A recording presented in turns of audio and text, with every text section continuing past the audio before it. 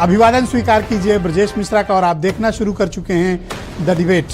बहनों भाइयों, उत्तर प्रदेश की सरकार एक अध्यादेश लाने जा रही है। इन दिनों आपने देखा होगा कि कुछ वीडियोज प्रसारित होते हैं, वायरल हो रहे हैं, जिसमें कोई खाने पे थूक रहा है, कोई सुसु कर रहा है, यूरिन कर दे रहा है या कुछ मिलावटी चीज़ ऐसी मिला दे रहा है जो अप्रिय और अशिष्ट है, जिसे बहुत ही खतरनाक है मिलावटी चीज़ों को इस तरह से प्रदर्शित करना। और जिस तरह के वीडियोज़ वायरल हुए हैं वो बहुत चिंताजनक बात है। और सिर्फ उत्तर प्रदेश ही नहीं, उत्तराखंड में भी पिछले दिनों कई इस तरह के वीडियो जारी हुए हैं जिसमें थूक कर या कुछ अपशिष्ट मिलाकर या कुछ ऐसी मलमूत्र मिलाकर खाना खिलाया गया कई ऐसी जगहों पर, जो बड़ा अचरज में डालता है। और गाजियाबाद का वीडियो आज देखकर तो किसी का भी मन खिन्न हो गया होगा। तो उत्तर प्रदेश की सरकार इस पर एक अध्यादेश लाने की तैयारी में, ताकि आरोपियों के खिलाफ कड़ी कार्रवाई हो सके, उन्हें जेल भेजा जा सके और जवाबदेही निर्धारित हो और लोगों को इस तरह का मिलावटी खाना ना खाना पड़े। इसको लेकर आदेश जारी हुआ है। उत्तराखंड की गवर्नमेंट ने भी किया है। तो क्या है ये मसला और इसको लेकर किस तरह की पॉलिटिक्स हो रही है और ये कानून कितना आवश्यक है हमारे लिए, आज चर्चा इस विषय की करेंगे। बहनों भाइयों, पिछले कुछ दिनों से आप कुछ वीडियोस देखते होंगे जो बहुत विचलित करते हैं, परेशान करते हैं और मन को बड़ा खिन्न करते हैं। कौन से हैं वो वीडियो? कोई थूक कर चाय पिला रहा है, कोई थूक कर खाना खिला रहा है, कोई सुसु कर दे रहा है। और आज तो जो वीडियो जारी हुआ बहुत ही घिनौना, आटा गूंदने में पानी नहीं, यूरिन का इस्तेमाल किया गया। और उसका वीडियो देख लें, जो घर में 8 साल से काम कर रही है। तो ये लोगों में बड़ी एक अविश्वास की भावना उत्पन्न हो गई है कि उन्हें जो खिलाया जा रहा है वो ठीक है कि नहीं, उन्हें जो पिलाया जा रहा है वो उचित है या नहीं, या उसमें कुछ मिलाया जा रहा है। आप पकड़ेंगे कैसे इसको? बहन भाइयों, इसको किसी कानून से नहीं पकड़ा जा सकता। ये एक प्रवृत्ति है। आप दुनिया के दूसरे मुल्कों पे जाएं, वहाँ देखें कि मिलावटी चीज़ों को लेकर बहुत ही कठोरतम कार्रवाई होती है, बहुत सख्त कार्रवाई होती है। हमारे यहाँ दूध के नाम पर केमिकल पिलाया जा रहा है, सब्जियों में इंजेक्शन्स लगाए जा रहे हैं, केमिकल युक्त आपको सामान मिल रहा है। आप जो खाद्य पदार्थ का इस्तेमाल करते हैं अधिकांश मिलावटी हैं। नकली घी बिकता है, नकली तेल बिकता है, नकली दाल बिकती है और अब तो चावल भी प्लास्टिक के बिकते हैं। पर इस देश में ये न्यू नॉर्मल है। यहाँ मिलावटखोरी कोई बहुत ही समाज विरोधी कृत्य जैसी बात नहीं है। बेशरम और ढीठ हैं लोग यहाँ पे, व्यापार करने वाले भी और उन्हें लेने वाले भी। ना वो इसका प्रतिरोध करते हैं।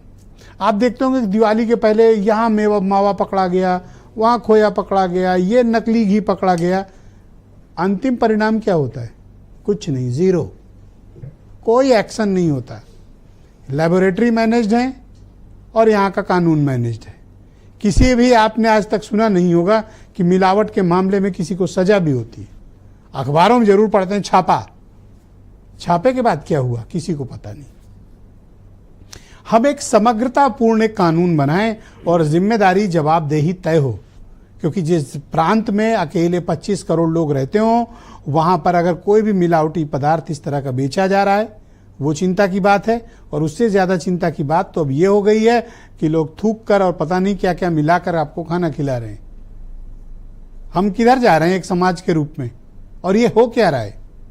क्या इसे हम रोक सकते हैं? बहनों भाइयों, जिसके घर में 8 साल से कोई मेड काम कर रही हो, उसको कौन सा कानून रोक लेगा? अगर आपने सीसीटीवी लगाया, वो किचन में न करके कहीं और से मिला के लाक कर देगा, आप पकड़ोगे कैसे? ये सिर्फ और सिर्फ नैतिकता का प्रश्न है। ये हमारे समाज की नैतिकता का और एक दूसरे के प्रति हमारा जो कमिटमेंट है, ये उस पर निर्भर करता है कि हम क्या करें। बिना विश्वास के देश चल ही नहीं सकता, समाज नहीं चल सकता। तो आप किस पर भरोसा करें और किस पर नहीं करें, एक गंभीर बात है। तो क्या सरकार कोई कानून लाकर कोई परिवर्तन कर लेगी? मुझे ऐसा प्रतीत नहीं होता। लोगों के मन में यहाँ तो फांसी की सजा है मर्डर करने पे, बलात्कार और मर्डर करने पे फांसी की सजा है, सजाए मौत है। पर क्या रुकता है? क्या नई घटनाएं रुकती ना? तो इसमें समाज को नैतिक होने की आवश्यकता है। समाज को ये समझने की जरूरत है कि किसी को थूक कर कुछ अपशिष्ट मिलाकर खिला रहे हो तो आपकी नैतिकता कहाँ है? आपका धर्म क्या कहता है? आपका फर्ज क्या कहता है? आपके कर्तव्य क्या कहते हैं? एक सभ्य समाज में हम इस तरह की चीज़ों की कल्पना ही नहीं कर सकते। बहुत ही घिनौना है सोचिए तो रूह कांप जाए कि किसी के साथ ऐसा हुआ होगा तो क्या हुआ होगा। अच्छा, ये तो चलो किचन की बात हुई। आप किसी रेस्टोरेंट में जाते हैं भाई साहब, आप बैठकर बढ़िया एयर कंडीशन में बैठ के खा रहे हैं, सुरेंद्र जी अक्सर जाते हैं। अब वहाँ कौन किसको अंदर से क्या मिला के लाया है और सुरेंद्र राजपूत को क्या खिला दे रहा है, हम लोग क्या जाने। हमें तो सिर्फ उनकी चिंता कर सकते हैं। तो ये बड़ी गंभीर बात है। आप अपने घर में चलो सीसीटीवी लगा के पकड़ लोगे, रेस्टोरेंट वाले को कैसे पकड़ोगे, ढाबे वाले को कैसे पकड़ोगे, जहाँ से सामान ला रहे हो कैसे पकड़ोगे। बहनों भाइयों, कोई कानून नहीं ला सकता सिवाय इसके कि कुछ एक लोग पकड़े जाएं, कुछ सदुपयोग हो, कुछ दुरुपयोग हो।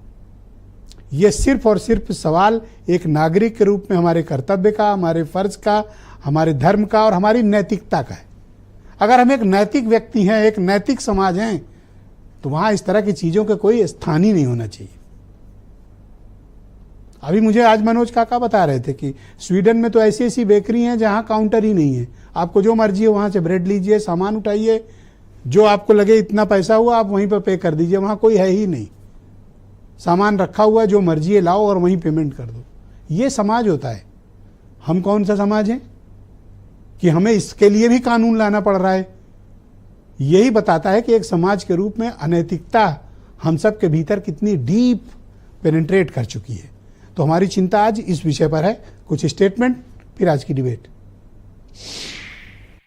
निश्चित रूप से एक बहुत दुखद है और ये हमारी भावनाओं के एकदम विपरीत है। तो उसके खिलाफ सरकार को विधि सम्मत कानून बनाकर कार्रवाई करनी चाहिए और फूड सिक्योरिटी एक्ट में भी अपनी पहचान सार्वजनिक करने के लिए एक ऐसी व्यवस्था है। भारतीय जनता पार्टी थूक की, फूक की, हिंदू मुसलमान, मंदिर मस्जिद, भजन कीर्तन अजान की बात कर सकती, इसलिए थूक पे अध्यादेश आ रहा है। समाजवादी पार्टी समझती है जो जरूरी मुद्दे हैं उन मुद्दों से जनता का ध्यान हटाने के लिए भारतीय जनता पार्टी इस तरीके के मुद्दों को उठा रही है। ये सिर्फ और सिर्फ चुनाव के लिए है और एक वर्ग को जो है वो विकास की ओर न जाने पाए उसके लिए सरकार और सरकार से प्रभावित लोग करते रहते हैं। भाजपा जहां जिन प्रदेशों में है वहां सिर्फ खान पान, कपड़े, मंदिर मस्जिद, हिंदू मुसलमान इस तरह की बात होती है। खान पान को लेके जो उत्तर प्रदेश सरकार एक कानून ला रही है, बेशक उसको लाना चाहिए है, इसलिए कि इस तरीके के कानून बने, क्योंकि जिस तरीके से खान पान को लेके पूरी तरीके से लोग उसके अंदर थूकते हैं और उसके अंदर गंदगी करते हैं, तो उसके ऊपर पूरी तरीके से रोक लगना चाहिए।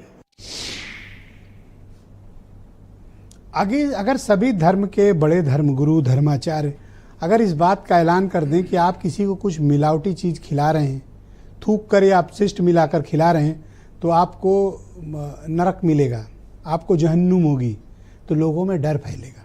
कानून से ज़्यादा इनको धार्मिक रूप से समझाने की भी लोगों को आवश्यकता है। हीरो वाजपेयी मेरे साथ मौजूद हैं, उत्तर प्रदेश में भारतीय जनता पार्टी के प्रवक्ता हैं। मनोज काका समाजवादी पार्टी से हैं।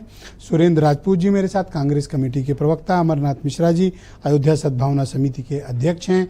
आसिम वकार राष्ट्रीय प्रवक्ता हैं MIM के, और उनके दोस्त मतीन खान भी मेरे साथ मौजूद हैं, मुस्लिम लीग के अध्यक्ष हैं। और वीरेंद्र सिंह जी हमारे स्टेट हेड। आप सभी का स्वागत और धन्यवाद। आजकल मैं देख